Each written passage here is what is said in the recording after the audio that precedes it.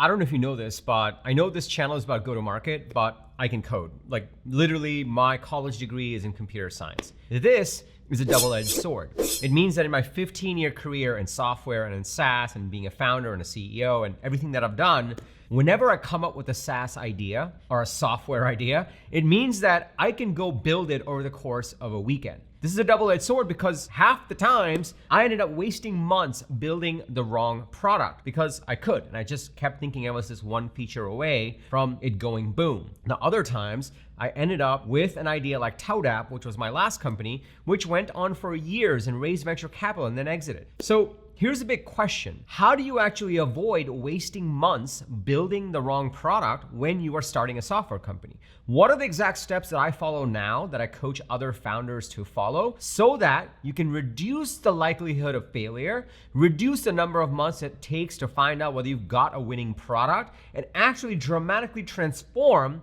how you actually start software companies. So in this episode, I'm gonna walk you through the 3 principles that you absolutely need to know, the 3 steps you can follow to actually start your software company and make sure that you're not wasting months building the wrong product. And when you follow these, you'll be able to dramatically increase the chances of you starting a successful software company. Intro.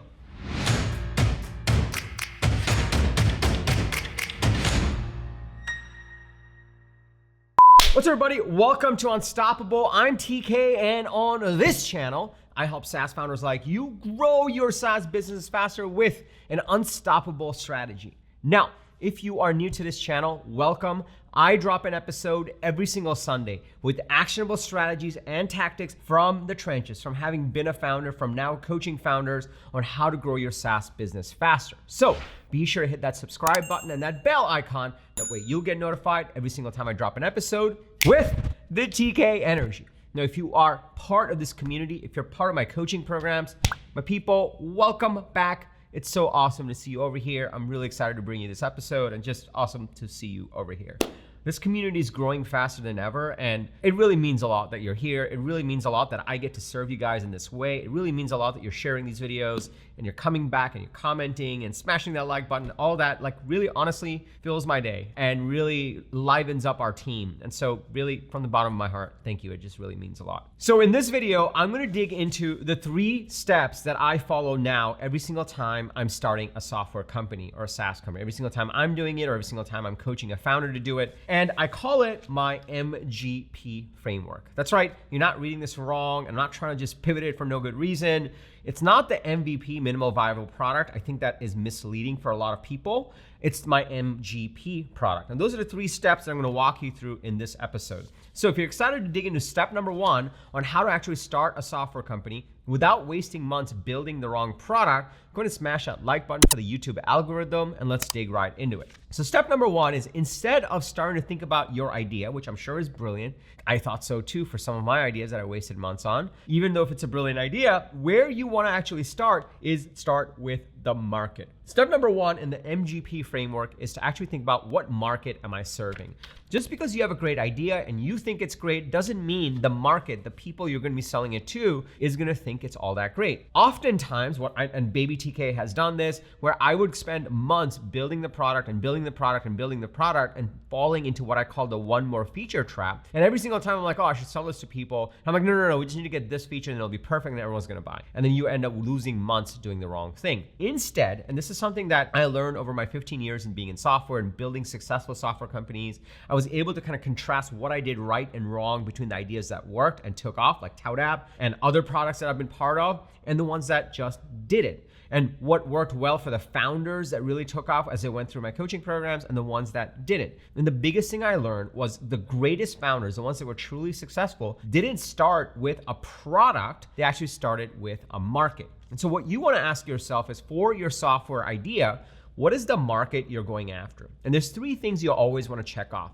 Is it an urgent problem? Is it an important problem? And do they have budget? Which is another really polite way of saying, do they have money or are they broke? The 3 things combined, an urgent problem, an important problem, and budget is the trifecta you want in a market. Now, in this channel, I've talked about venture-backed companies, and I've talked about bootstrap companies, and I've talked about micro SaaS companies. Software companies come in different shapes and sizes. The size of the market doesn't matter in this scenario. What you're really trying to figure out is there even a market that you can go after where this problem is urgent, important, and they have money to solve it? If they don't have these three things, no matter how amazing the product, no matter how amazing your sales and marketing is, it's constantly going to be an uphill battle trying to convince a non-existing market or a terrible market to actually buy your product. So you're better off not wasting months building that product. And so the first thing you really want to do is define who are these people, what is the market, do they have an urgent, important problem, urgent and important, and do they have the budget?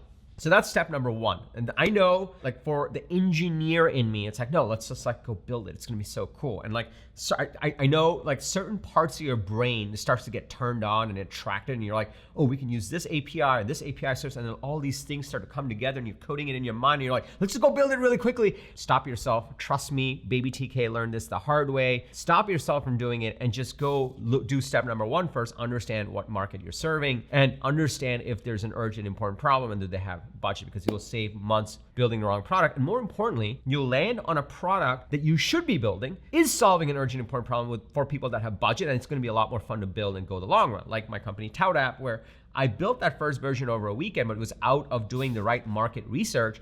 And then it just took off, and I worked on it for nearly 8 years until I sold it and then exited that company that bought mine. And so it was just an incredible journey, and that's really what you want, right? Not just build something and then never see it the light of day. Okay, so that's step number one, market. Step number two of my MGP framework is go-to-market. Now you'll notice step number one is market, step number two is go-to-market. I'm still not talking about coding. I'm still not talking about building the product. I'm still not talking about the features. I'm still not talking about the cool APIs you're gonna use. I'm still not talking about how that one more feature is gonna really make everything go boom, because you don't know anything yet. This is step number two in the MGP framework. Step number two is you flesh out your go-to-market. If you know of a market that has the urgent problem, the important problem, and has budget, that means like, okay, there's a problem to be solved over here with a product. Let's first now figure out, can we actually go to this market? Now, the questions I like to ask founders and I like to ask myself is, do I have any unfair advantages in going into this market? Meaning, do I already know a lot of people in this market?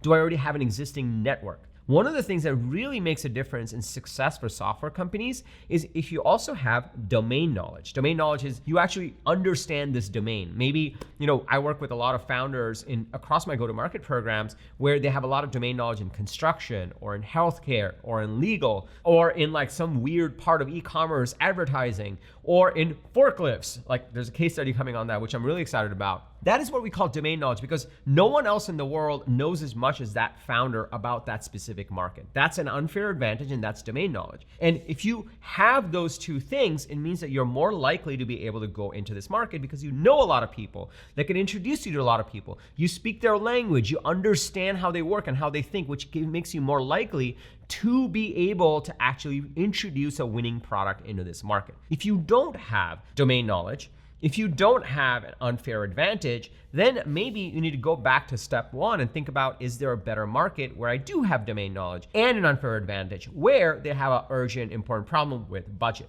You can start to see how these two things together help you triangulate on the right problem to solve, where you have an unfair advantage, where you have domain knowledge, and the problem is urgent, and the problem is important, and they have budget. You're starting to see the power in this?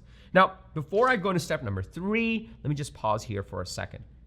I'm very much aware that most startup advice is about the lean startup or build an MVP or just get the product out there. And I recognize that that is the most common knowledge out there. And trust me, baby TK followed that advice and lost months building the wrong product. Are you starting to see the power in, even if you time box these two steps to an hour or 2 hours or 3 hours before you start coding, and you just do a bunch of Google searches, email a bunch of people, call a bunch of people. If you start to ask some questions to really vet out these set of things, where you are going to dramatically improve the chances of you hitting a winning product. Are you starting to see the power in this? If you're starting to see the power in this, can I just get a yes in the comments below? And also smash that like button for the YouTube algorithm. It really likes it when you do that, because this is what we're trying to do. We're trying to show you a better way to build software companies and SaaS companies so you don't have to make the same mistakes that I made. and others have made, and that we have all learned from, and you don't need to make it again. You can make new mistakes and then have wildly successful software companies and then teach others the new mistakes on how you can avoid them. So those are the first 2 steps. Now, before I go to step number 3, let me just also tell you, if you're in this stage where you're in the pre-revenue stage, you're fleshing out your software product, your SaaS product, whether it's micro SaaS, bootstrapped, or VC-backed, you're really trying to figure out like, what's the right product, what's the right market, how do we get that fit, how do we get to initial revenues? And you start to wonder, how do I actually think about the market? What is an urgent problem? How do I think about my domain knowledge? I run a weekly webinar, it's completely free, that goes deeper into these core principles for this specific stage. You don't have to go anywhere right now. I'll link to it below to the webinar. It's completely free. It's 45 minutes. It's action-packed, goes into specific details on these principles. You can check it out after this video. But right now, make sure you smash that like button and let's go to principle number 3. So principle number 3, finally, you're like, oh my God, are we ever gonna build product? Yes, step number 3 is build the product. But here is what is most important. What you want to ask yourself is, in this 2 steps where I've identified the market, where there's an urgent important problem, and I have the domain knowledge and an unfair advantage, can I build a product that is 10 times better? Can I introduce a product that solves this urgent and important problem for this group of people who have the budget, with my domain knowledge and my unfair advantage, with a product that is 10 times better than what's out there or how they're doing it right now? Because here's the thing, software today is very competitive, which means that unless your product is 10 times better, it reduces the number of clicks from 100 to like 2 clicks to get the problem solved, or uses AI to completely automate it, or it completely streamlines the process, or it automatically syncs the data instead of importing. Unless it's 10 times better, it's gonna be very hard to convince these people in this market, once you get to them, to actually say, hey, you should use our product as a startup, which no one's heard of. Right, seeing the power in this? And so what you have to do is keep going through these 3 steps. You're essentially saying, okay, well, the market, is it urgent, important problem? Cool, do I have an unfair advantage in this? Do I have domain knowledge in this? And can I introduce a product that's 10x better? No, okay, let's go back to the market again, tweak the market, let's look at the go-to-market piece, and then let's look at the product. And you almost kind of look at these 3 things over and over and over, and as you do this, you essentially embrace this MGP framework where you triangulate it on an idea where you're like, oh my God, we gotta build this thing.